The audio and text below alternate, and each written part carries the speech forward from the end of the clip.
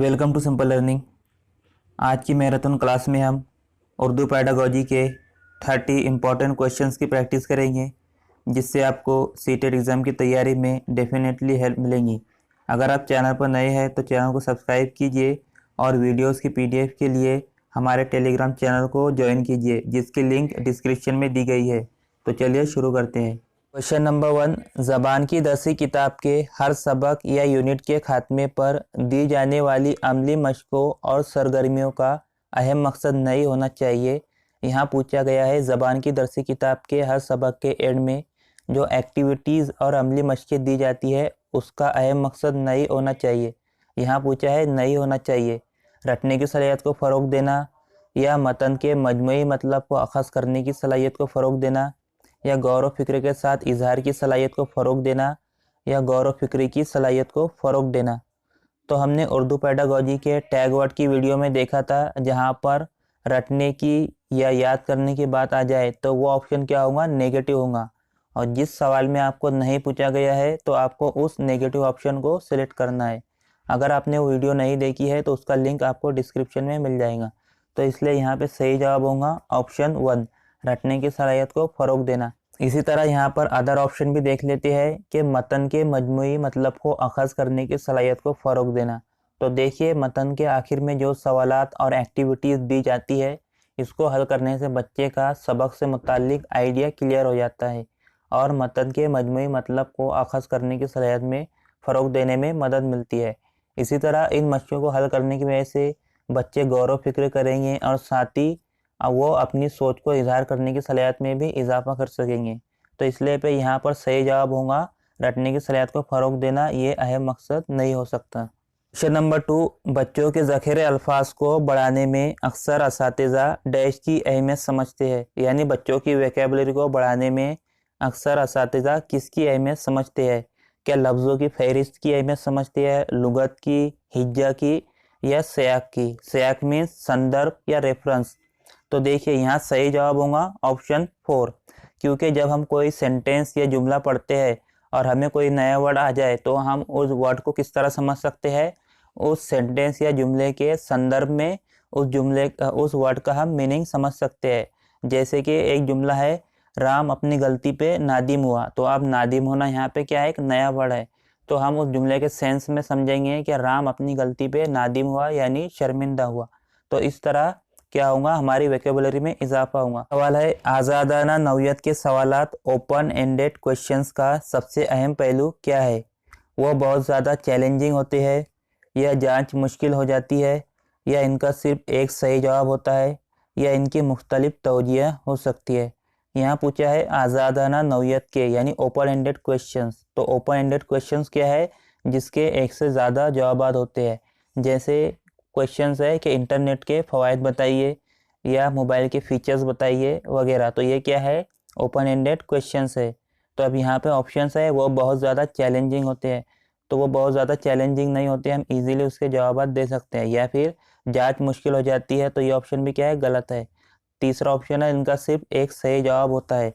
तो एक सही जवाब वाले क्वेश्चन को क्या कहते हैं, क्लोज एंडेड। जैसे हमारे देश के प्रधानमंत्री कौन है, तो नरेंद्र मोदी है। तो इसका एक सही जवाब है। तो ये क्या है, क्लोज एंडेड क्वेश्चन है। और यहाँ हमको पूछा है ओपन एंडेड क्वेश्चन। और चौथा ऑप्शन है, इनकी मुख्तलिफ तवजीह हो सकती है। तवजीह मीन्स वजूहात।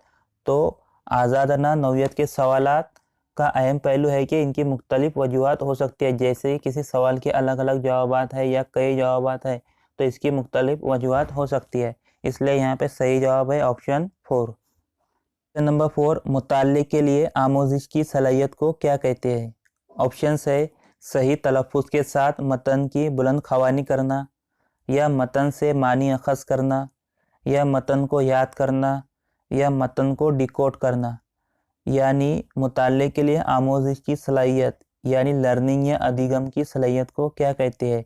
पहला ऑप्शन है तलफ़ुज़ के साथ मतन की बुलंद ख़वानी करना, यानी ज़ोर से पढ़ना। तो मुताल्ले में ज़ोर से पढ़ना नहीं आता, क्योंकि मुताल्ले के लिए हम खामोशी से भी पढ़ सकते हैं। तो इसलिए ये ऑप्शन क्या होगा, गलत होगा। इसी तरह ऑप्शन 3 है मतन को याद करना या रटना। तो ये भी मुताल्ले में नहीं आता, तो ये ऑप्शन भी क्या होगा, गलत होगा। ऑप्शन 4 है मतन को डिकोड करना, यानी इसको इंटरप्रेट करना, तो ये ऑप्शन भी क्या है यहाँ पे सही नहीं है। इसलिए यहाँ पे सही जवाब है ऑप्शन 2, मतन से मानी अखज़ करना, यानी मतन जो पढ़ रहे हैं उसकी मीनिंग समझना, इसका क्या मतलब है, इसमें क्या कहा जा रहा है, इस बात को समझना। तो ये क्या है, मुताले के लिए आमोज़ी की सलाहियत है। अगला सवाल है, तुलबा उकाब परिंदे पर, यानी उकाब यानी बाज या ईगल, तुलबा उकाब परिंदे पर एक नज्म पढ़ने वाले हैं, पढ़ने से पहले सबसे अहम काम क्या होगा। ऑप्शंस है, तुलबा से उकाब के बारे में बातचीत के लिए कहना, या तुलबा से मुश्किल लफ्ज़ों के मानी तलाश करने के लिए कहना, या शायर के बारे में तुलबा को मज़ीद मालूमात देना, या तुलबा को नज़्म के मुश्किल लफ्ज़ों को निशान ज़दा करने के लिए कहना। तो यहाँ सबसे अहम काम होगा कि तुलबा से उकाब के बारे में बातचीत करने के लिए कहना, कि वो कैसा दिखता है, या किसी ने उकाब को देखा है, या उसके पंख कैसे होते हैं, या कितना बड़ा होता है। तो इससे क्या होगा, बच्चे की नज़्म को आसानी से समझ सकेंगे। इसी तरह फिर आप नज़्म पढ़ाएंगे और फिर नज़्म के मुश्किल अल्फाज को निशान ज़दा करने या तलाश करने के बारे में कह सकते हैं, और इसके बाद आप इस नज़्म के शायर के बारे में मज़ीद मालूमात दे सकते हैं। लेकिन यहाँ पर हमारा मेन मकसद क्या है, उकाब इस नज़्म को समझना। तो इसलिए यहाँ पर सही जवाब होगा ऑप्शन 1, तुलबा से उकाब के बारे में बातचीत करने के लिए कहना। अगला सवाल है, तदरीस के वक्त दर्जे का माहौल खुशगवार होना चाहिए। यहाँ पूछा है, टीचिंग करते वक्त दर्जे का माहौल खुशगवार होना चाहिए ताकि बच्चे खुशी खुशी सीख सके, या बच्चे बेखौफ होकर खेल सके, या बच्चे दर्जे में शोर मचाए। तो ये ऑप्शन तो नहीं होगा। या आपस में हंसी मजाक कर सके, तो ये ऑप्शन भी नहीं होगा।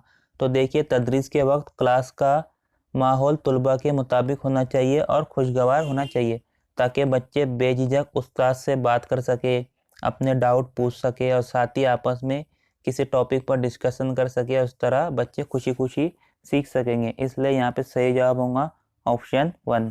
सवाल है, ज़बान की कितनी महारतें होती है। ऑप्शंस है 5, 7, 6, 4। तो इसका सही जवाब है 4, LSRW, listening, speaking, reading, writing, यानी सुनना, बोलना, पढ़ना, लिखना। इसलिए सही जवाब है ऑप्शन 4। अगला सवाल है, NCF 2005 नेशनल करिकुलम फ्रेमवर्क 2005 के तहत बच्चों के लिए तदरीस दिलचस्प होनी चाहिए, या खुद सीखने के मौके फराहम किए जाए, या दर्जे का माहौल बेखौफ और खुशगवार हो, या ऊपर के सब। तो देखिए, NCF 2005 के मुताबिक तदरीस दिलचस्प भी होनी चाहिए और साथ ही दर्जे का माहौल बेखौफ और खुशगवार होना चाहिए, और बच्चों को खुद सीखने के ज़्यादा से ज़्यादा मौके फराहम किए जाएँ। तो इसलिए सही जवाब होगा ऊपर के सब। अगला सवाल है, अपने कमरे जमात के शर्मीले तालिबे इल्म में खुद एतमादी पैदा करने के लिए आप क्या करेंगे। यहाँ पूछा गया है, अपने कमरे जमात के शर्मीले तालिब इल्म में खुद एतमादी या सेल्फ कॉन्फिडेंस पैदा करने के लिए आप क्या करेंगे।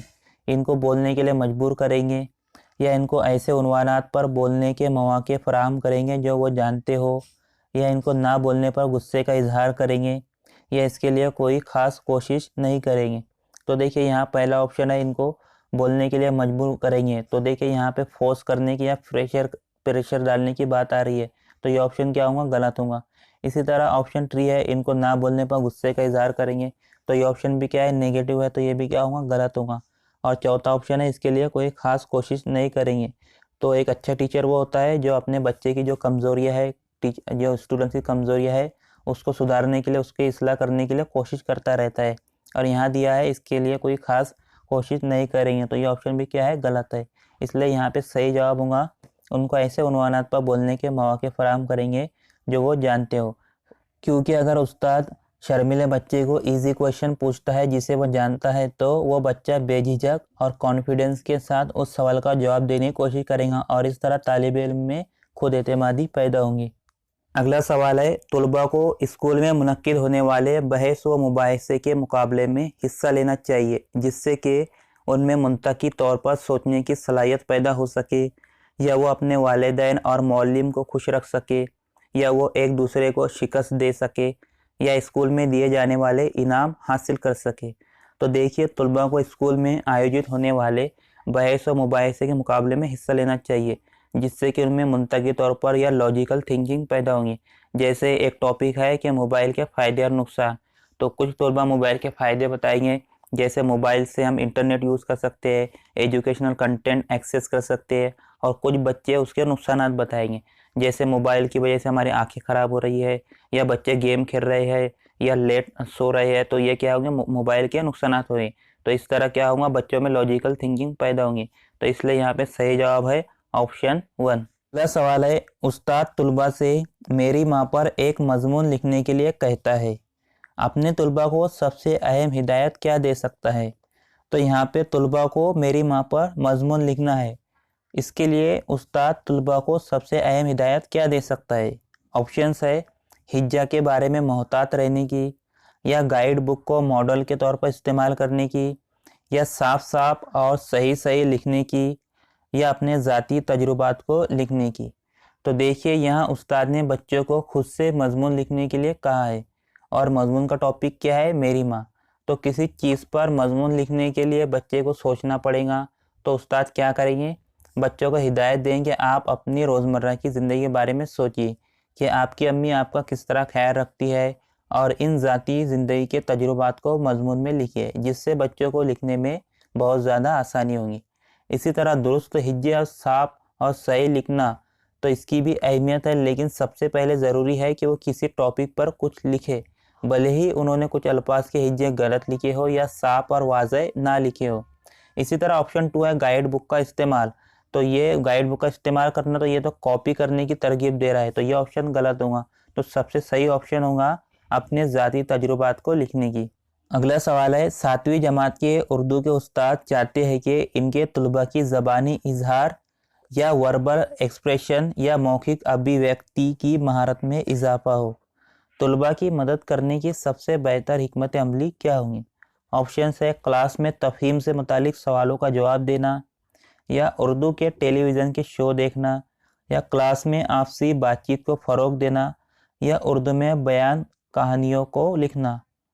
तो देखिए यहाँ सही जवाब होगा ऑप्शन 3, क्लास में आपसी बातचीत को फ़रोग देना, क्योंकि क्लास में आपसी बातचीत से बच्चे बेझिझक और खुलकर एक दूसरे से बात करेंगे और अपने ख्यालात और तजुर्बात को अच्छी तरह से एक्सप्रेस करेंगे, जिससे कि इनकी ज़बानी इज़हार की महारत में इजाफा होगा। इसी तरह देखिए ऑप्शन 1, क्लास में तफहीम से मुतालिक सवालात के जवाब देना, तो सिर्फ कुछ सवालात के जवाब देने से ज़बानी इज़हार की महारत में इजाफे में इतनी मदद नहीं मिलेगी। या फिर उर्दू के टेलीविज़न शो देखना, तो शो देखने से तो बच्चों के ज़ख़ीर अल्फाज में कुछ इजाफा हो सकता है, लेकिन ये तरीका भी ज़बानी इज़हार की महारत के लिए इतना ज़्यादा इफ़ेक्टिव नहीं है। और इसी तरह कुछ बयान या कहानियों को लिखने से भी इनके बोलने की या इज़हार करने की महारत में इजाफा नहीं होगा, बल्कि बच्चे अच्छी तरह इज़हार करेंगे जब वो आपस में बातचीत करेंगे। इसलिए सही जवाब है ऑप्शन 3। अगला सवाल है, स्कूल में कामयाबी के साथ उर्दू ज़बान की आमोजिश का सबसे अहम पहलू क्या है। स्कूल में कामयाबी के साथ उर्दू ज़बान की लर्निंग का सबसे अहम पहलू क्या है। ज़बान को इस्तेमाल करने या बरतने के मौके, या साहब ज़बान उस्ताद रखना, या कवायद के उसूलों की तरतीबवार आमोजिश यानी कि एक क्रम में आमोजिश, या सही तलफ़ुज़ को सीखना। तो देखिए अगर आप ज़बान का एक अच्छा मौलिम रख लिया, या बच्चों को बिल्कुल सही तलफ़ुज़ सिखाया, या अल्फाज और साथ ही उनको एक तरतीब से या बेसिक लेवल से उर्दू ग्रामर भी सिखाए, तो इससे भी तुलबा को फ़ायदा तो पहुँचेगा, लेकिन सबसे ज़्यादा अहम बच्चों को ज़बान के इस्तेमाल करने के बेहतर मौके फ़राहम करना है, या ज़बान को बरतने की अपॉर्चुनिटीज़ देना है, क्योंकि बच्चे खुद ज़बान इस्तेमाल करेंगे तो वो बेहतर तरीके से और अच्छी तरीके से ज़बान की आमोजिश यानी लैंग्वेज लर्निंग कर सकते हैं। इसलिए यहाँ सही जवाब है ऑप्शन 1, ज़बान को इस्तेमाल करने या बरतने के मौके। अगला सवाल है, तख्लीकी तहरीर यानी क्रिएटिव राइटिंग के बहुत से मकासद हो सकते हैं, इनमें सबसे अहम क्या है। ऑप्शंस है, खुद इजहारियत यानी कि खुद से वो अपने ख्यालात को इजहार करे, या तरसील यानी कि ट्रांसमिशन यानी कि ट्रांसफ़र करना या डिलीवर करना, या हिज्जे में बेहतरी, या कवायद में बेहतरी। तो देखिए जब बच्चा कुछ क्रिएटिव तरीके से लिखेगा, यानी वो इसकी खुद की सोच के और तजुर्बात के मुताबिक लिखेगा, तो इसका मतलब वो खुद को एक्सप्रेस कर रहा है या इजहार कर रहा है, यानी वो खुद इजहारियत कर रहा है। इसलिए सही जवाब है ऑप्शन 1। अगला सवाल है, ज़बान का इस्तेमाल क्यों करते हैं। ऑप्शंस है, पढ़ने के लिए, या सिर्फ लिखने के लिए, या तरसील के लिए, या सुनने के लिए। तो इसका सही जवाब होगा तरसील के लिए। तरसील यानी डिलीवर करना, ट्रांसफ़र करना या कम्युनिकेट करना, और अपनी बात दूसरों से कहना और दूसरों की बात सुनना। यानी आप अपने ख्यालात को दूसरों के सामने तरसील कर रहे हैं या ट्रांसफ़र कर रहे हैं, और ये किसके ज़रिए कर रहे हैं? ज़बान के ज़रिए। और यहाँ ख्यालात को तरसील सुनने के ज़रिए भी कर सकते हैं, पढ़ने के ज़रिए भी कर सकते हैं और लिखने के ज़रिए भी, यानी तरसील में ये सभी चीज़ें शामिल है। इसलिए यहाँ पर सबसे सही ऑप्शन है तरसील के ज़रिए। अगला सवाल है तुलबा के बेहतर एहतसाब का तरीका है, यानी कि तुलबा को बेहतर तौर पर जांचने का तरीका है सालाना इम्तिहान या मुसलसिल जामे जांच यानी कॉन्टीन्यूअस एंड कॉम्प्रहेंसिव इवैल्यूएशन, या 6 माही इम्तिहान, या मस्कुरा बाला सभी, यानी कि बच्चों की जो लर्निंग चल रही है उसके दौरान ही तुलबा को जांचते रहना चाहिए और इसी मुसलसिल जांच के आधार पर टीचिंग लर्निंग करनी चाहिए। इसलिए सही जवाब है ऑप्शन 2, मुसलसिल जामे जांच। अगला सवाल है आमोजगारों में यानी लर्नर्स में बोलने की महारत को सबसे बेहतर ढंग से फ़रोग दिया जा सकता है अगर इन्हें मौका फराहम किया जाए हकीकी ज़िंदगी जैसे माहौल में ज़्यादा से ज़्यादा बात करने का, या ज़बान की साख्त का तज्जिया या एनालिसिस करने का, या मॉडल ऑडियो सीडी सुनने का, या मुश्किल मतन पढ़ने का। तो देखिए, अगर आप किसी भी चीज़ की तदरीस करना चाहते हैं तो सबसे बेहतर तरीका है उस टॉपिक को रियल लाइफ से या रोज़मर्रा की ज़िंदगी है उससे रिलेट करके या कनेक्ट करके पढ़ाए। और इसी तरह आमोजगार यानी लर्नर में बोलने की महारत को बेहतर ढंग से फ़रोग देने के लिए तुलबा को उनकी रोज़मर्रा की ज़िंदगी से ताल्लुक़ रखने वाली चीज़ों के बारे में बात करने का ज़्यादा से ज़्यादा मौका देना चाहिए। इसलिए यहाँ पे सही जवाब है ऑप्शन 1, हकीकी ज़िंदगी जैसे माहौल में ज़्यादा से ज़्यादा बात करने का। अगला सवाल है कमरे जमात में तदरीस के दौरान आपसे कोई गलती हो जाती है तो आपको दर्जे झैल में से क्या करना चाहिए? अपनी गलती को कबूल करेंगे, या इसे भूल जाएंगे, या इस पर तवज्जो नहीं देंगे, या इनमें से कोई नहीं? तो यहाँ पे सबसे सही जवाब है अपनी गलती कबूल करेंगे। दूसरा ऑप्शन है इसे भूल जाएंगे, तो आप इसको नज़रअंदाज तो नहीं कर सकते। तीसरा, इस पर तवज्जो नहीं देंगे, तो आप इस पर तवज्जो नहीं देंगे, लेकिन बच्चे तो इस बात को नोटिस कर चुके होंगे। तो आपको क्या करना है? सबसे अच्छा तरीका है अपनी गलती को कबूल करना है। जो गलती हुई है उसके बारे में जो भी बच्चे के डाउट है उसे क्लियर करना है और अपनी गलती को कबूल करना है। तो यहाँ पे सही ऑप्शन क्या है? ऑप्शन 1। अगला सवाल है ज़बान लिखने के अमल में चंद सरगर्मियाँ शामिल होती है, यानी ज़बान को लिखने के अमल में कुछ एक्टिविटीज़ शामिल होती है। आप इस बयान की तायद में किस सरगर्मी को पेश करेंगे?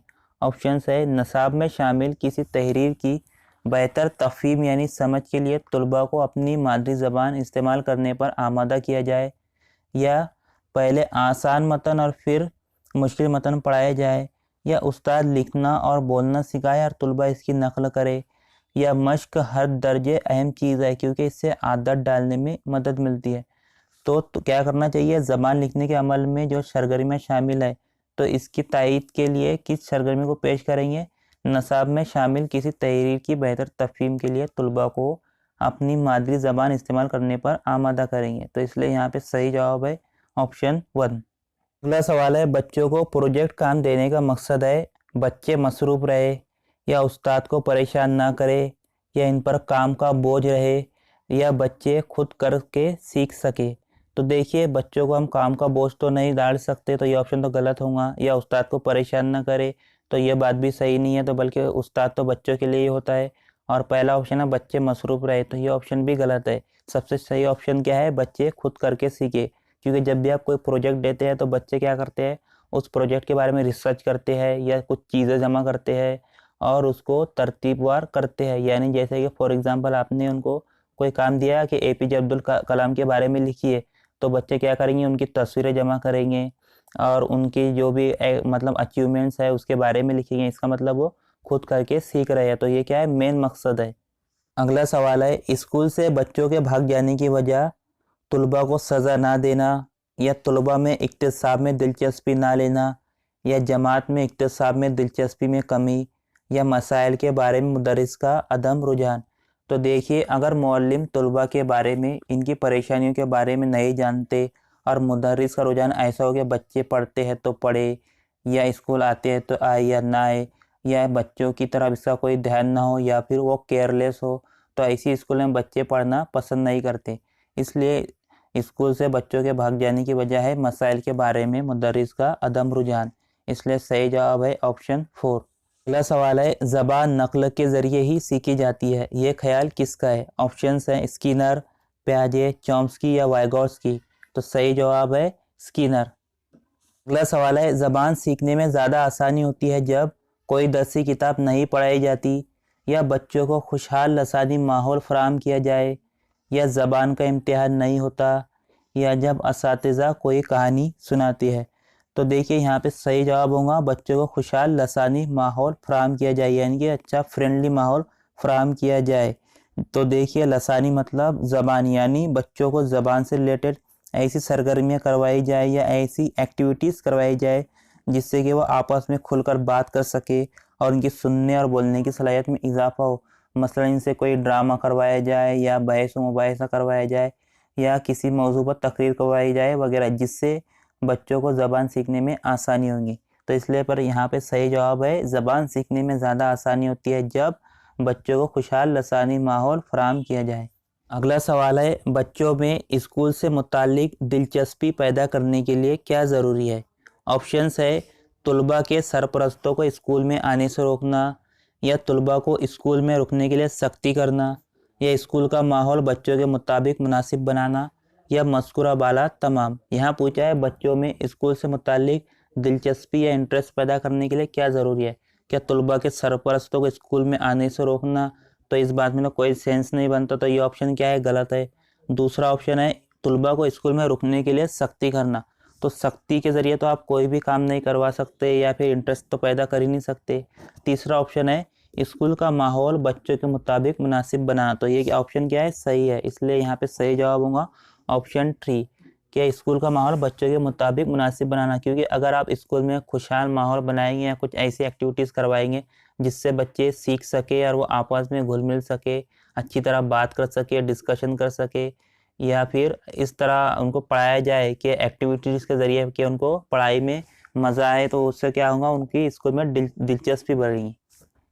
अगला सवाल है, ज़बान सीखने में वाइगोट्स्की ने किसको सबसे अहम माना है? ऑप्शंस है ज़बान की किताबों को, या माशरे में बोले जाने वाली ज़बान को, या घर में बोले जाने वाली ज़बान को, या क्लासरूम में बोले जाने वाली ज़बान को। तो ज़बान सीखने में वाइगोट्स्की ने माशरे में बोले जाने वाली ज़बान को सबसे अहम माना है। अगला सवाल है, जमात में पहले दिन आप एक मुदर्रिस की हैसियत से क्या करेंगे? ऑप्शंस है चेहरे पर मुस्कुराहट बनाए रखेंगे, या नसाब की तशरीह करेंगे, या जमात पर रुआब बनाने की कोशिश करेंगे, या ख़ुद का तारुफ कराएंगे और फिर तुलबा का तारुफ हासिल करेंगे।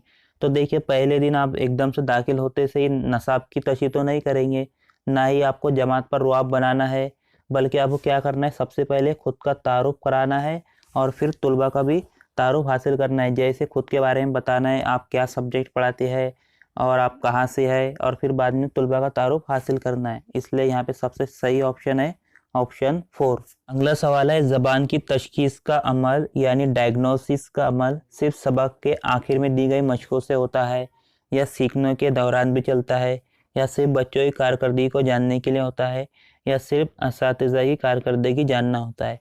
तो ज़बान की तशखीस का अमल सीखने के दौरान भी चलता है। अगला सवाल है, मुशायरे की इफादियत क्या है? तुलबा में अदबी ज़ौक़ पैदा करना, या तुलबा में ज़बान की तमीज़ पैदा करना, या ज़ख़ीरा अल्फाज में इजाफ़ा करना, या मुंदरजा बाला में से कोई नहीं। तो ये क्वेश्चन भी हम पार्ट नंबर 15 में कर चुके हैं, तो इसका सही जवाब होगा तुलबा में अदबी ज़ौक़ पैदा करना। अगला सवाल है, मौलिम का सबसे अहम किरदार क्या है? बच्चों में खौफ तारी करना, या बच्चों को जमात में खामोश बिठाना, तीसरा है बच्चों को होमवर्क देना, चौथा है बच्चों को अपने ख्यालात इजहार करने के मौके फराहम करना। तो देखिए मौलिम का सबसे अहम किरदार तो खौफ तारी करना तो नहीं हो सकता, या फिर क्लास में आए और बच्चों को खामोश बिठा दिए, तो ये भी क्या ऐसा किरदार नहीं है। और ना ही बच्चों को होमवर्क देना, सिर्फ अगर होमवर्क दे दिया आपने और कुछ पढ़ाया नहीं, तो ये ऑप्शन भी क्या है? गलत है। बल्कि सबसे सही क्या है? बच्चों को अपने ख्यालात का इजहार करने का मौका फराहम करना। अगला सवाल है, पोर्टफोलियो। पोर्टफोलियो क्या है? जिसमें स्टूडेंट्स की जो कारकर्दगी है, जो भी उसकी खूबियाँ या कमज़ोरियाँ है, उसका रिकॉर्ड रखा जाता है। तो वो जामे मुसलसिल तशखीस यानी कॉन्टीन्यूअस एंड कॉम्प्रहेंसिव इवैल्यूएशन या सतत एवं व्यापक मूल्यांकन का अहम ज़रिया है, क्योंकि वो लाजमी है, अमल आवारी आसान है, या बहुत कम जानकारी देता है या तालिब इल्म की महारत की नशोनुमा की जानकारी देता है। तो पोर्टफोलियो क्या करता है? तालिब इल्म की महारत की नशोनुमा की जानकारी देता है। तो इसलिए यहाँ पर सही जवाब होगा ऑप्शन 4। तो ये थे उर्दू पेडागोजी के कुछ इंपॉर्टेंट क्वेश्चंस। अगर वीडियो अच्छा लगे तो लाइक कीजिए, शेयर कीजिए और चैनल को सब्सक्राइब कीजिए।